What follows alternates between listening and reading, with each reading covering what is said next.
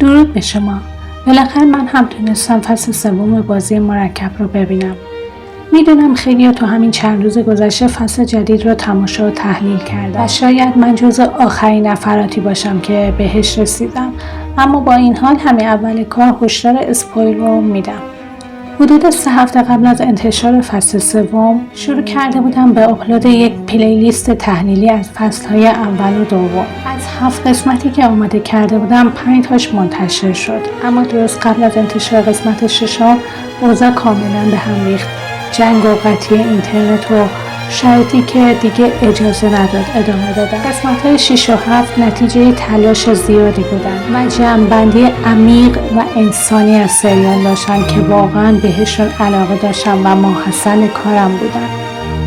اما دیگه متاسفانه زمان انتشارشون از دست رفت و فصل 3 اومد و همه رفتن سراغ تحلیل فصل سوم. و دیگه انتشار ویدیوهای قدیمی و قبلی منطقی نبود. بازی مرکب به قدری لایه‌های فلسفی و انسانی داره که به راحتی نمیشه از کنارش گذشت. حالا ازتون دعوت میکنم همراه من باشید با نگاهی فلسفی، انسانی و شخصی به فصل سوم بازی مرکب.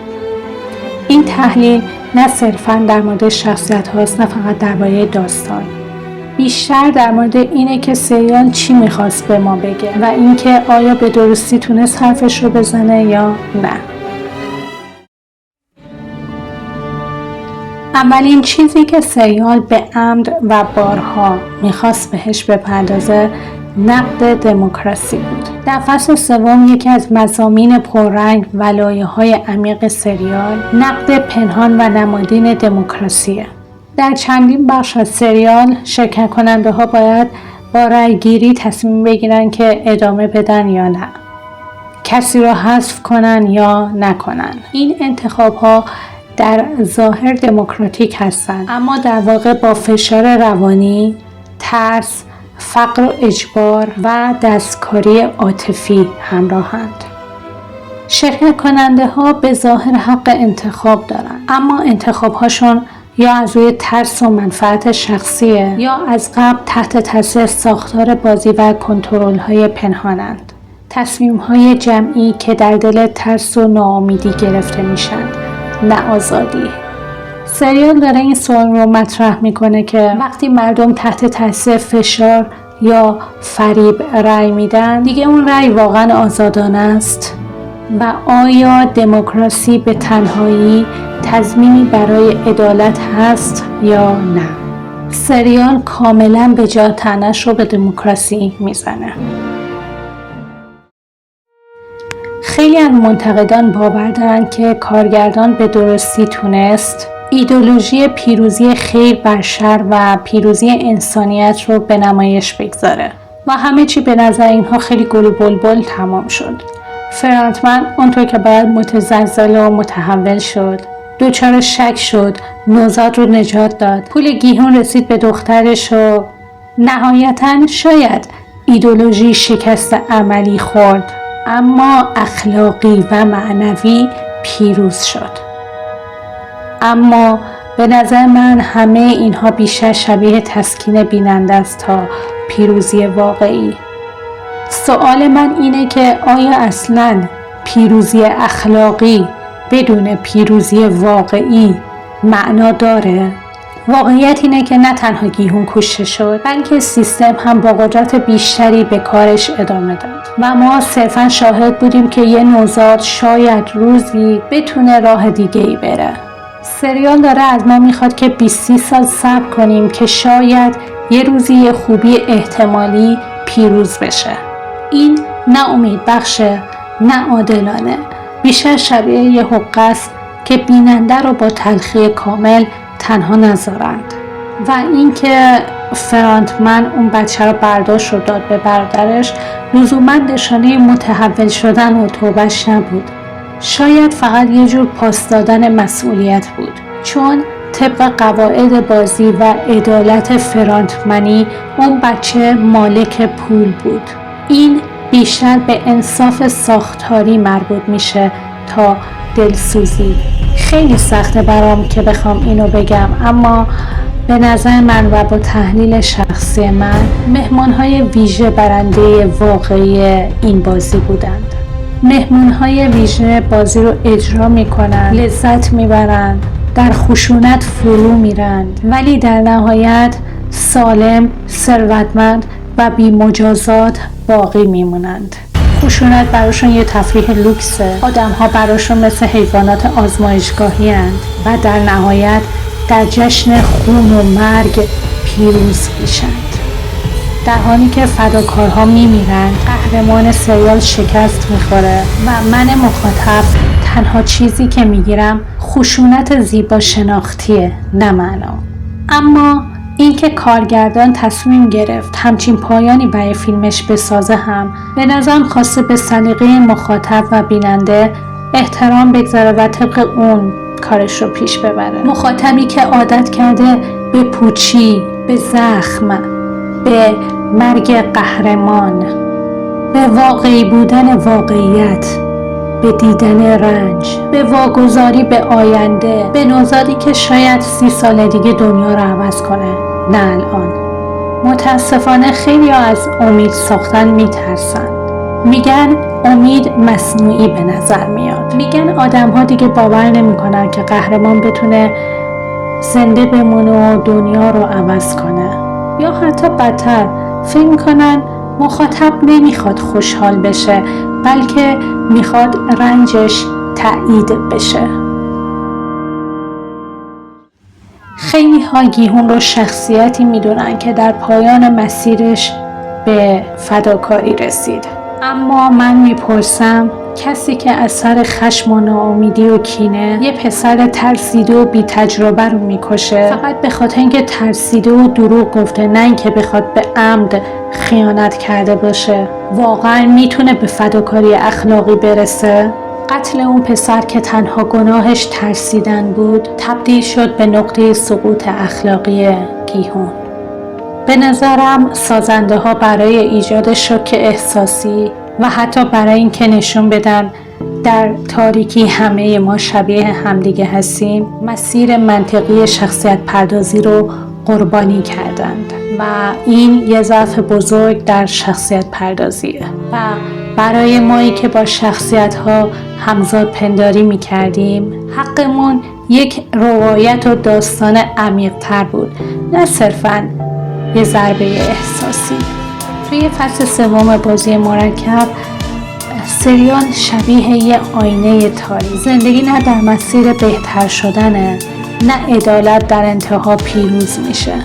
انگار نویسنده میخواد به همون بگه که آدم ها مثل مهره های مصرف میشن، فداکاری ها بی نتیجه اند و برای گرفتن نتیجه ما سالها باید صبر کنیم و عمرمون رو وسط بگذاریم و نهایتاً بازی هم اینجا نه تو هر جای دنیا ادامه داره. و این جهانبینی برای بعضی ها واقع گرایانه و برای خیلی ها تلخ و پوچگراست. اما تلخی واقعی سریال میدید کجا بود؟ به نظر من نه در مردن گیهون، نه حتی در ادامه یافتن بازی، بلکه در این که ما حتی قهرمان شکست خوردمون رو هم واقعی احساس نکردیم و اون فداکاری آخرش که به ما نشون دادن فقط برای اثرگذاری بود، نه حاصل رشد. در پایان فصل 1 گیهون از پیرمرد میپرسه که چرا این بازی رو ساختی و درست قبل اینکه پیرمرد میخواد جواب بده میمیره. در پایان فصل 3 هم وقتی برادر فرانتمن بهش میرسه تنها یه چیز میگه: چرا؟ و باز هم سکوت. سکوت در داستان اگه هدفمند باشه میتونه ابزار قدرتمندی باشه، اما وقتی دوبار در 2 نقطه کلیدی داستان سوال فلسفی اصلی بی پاسخ میمونه، این بیشتر شبیه تفره رفتنه تا تأمل. و برای سریالی که ادعای فلسفه ورزی داره این یک امتیاز منفی بزرگه.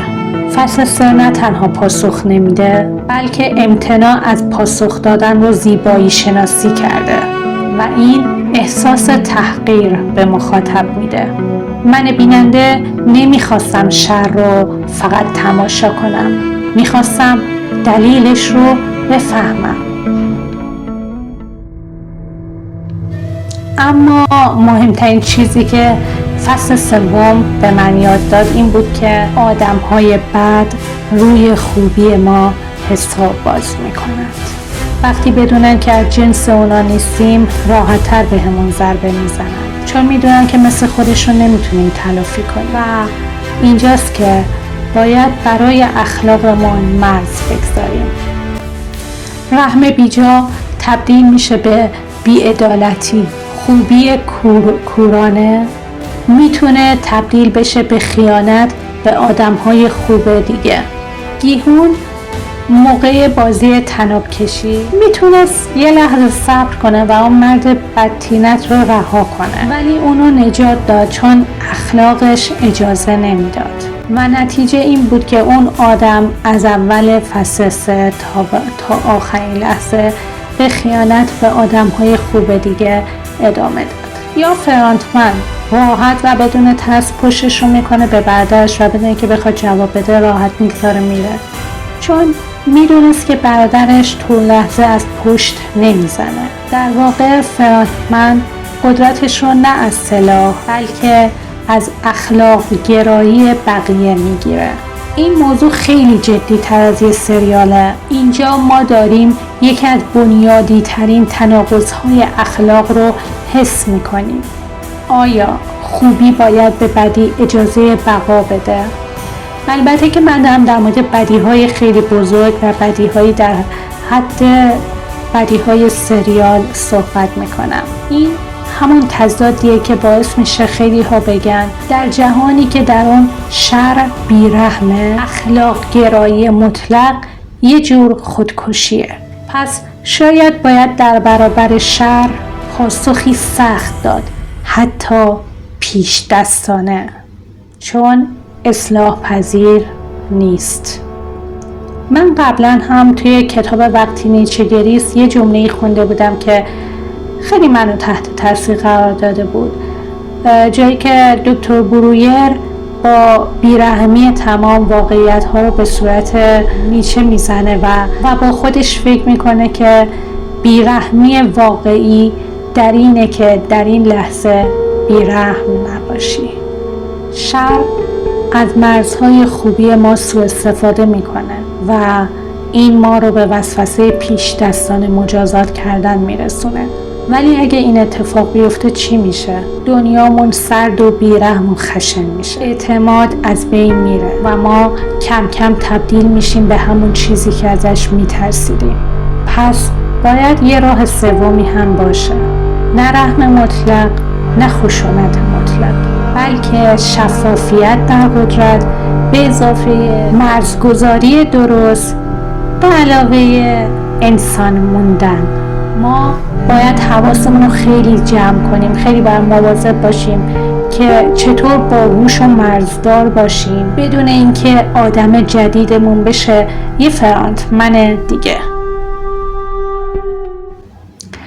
و در آخر به نظر من فصل سوم سریال کاملا زهر خودش رو میریزه. سریال نه درباره قهرمان شدن که درباره شکست قهرمانه، نه درباره زنده موندن آدم خوب که درباره استفاده سیستم از ضعف آدم خوبه، نه درباره اصلاح شر که درباره تداوم شر در غیاب امیده. و مهمتر این که فصل 3 به عمد امید نمیده، چون امید رو خطرناک یا غیر واقعی میدونه. اما با همه اینها این سریال همیشه جز محبوب ترین سریال های من و فلسفی ترین سریال های من باقی میمونه. فصل سوم بازی مرکب هم پر از سوال بود، هم پر از انتخاب های بحث برانگیز. این فصل به همون یادآوری کرد که وقتی عدالت توی ساختار گم بشه، حتی بهترین آدم ها هم ممکنه به بدترین انتخاب ها برسند و گاهی فداکاری آخر داستان فقط مرهمیه برای زخمی که سریال خودش به ما زده. اگه تو هم حس کردی که پایان سریال تلخ‌تر از چیزی بود که خیلی ها میگن، یا اگه برداشت دیگه ای داری، اینجا برام کامنت کن و نظرت رو بگو. تا ویدیوی بعدی مراقب مرزهای خوبی خودت باش. بدرود.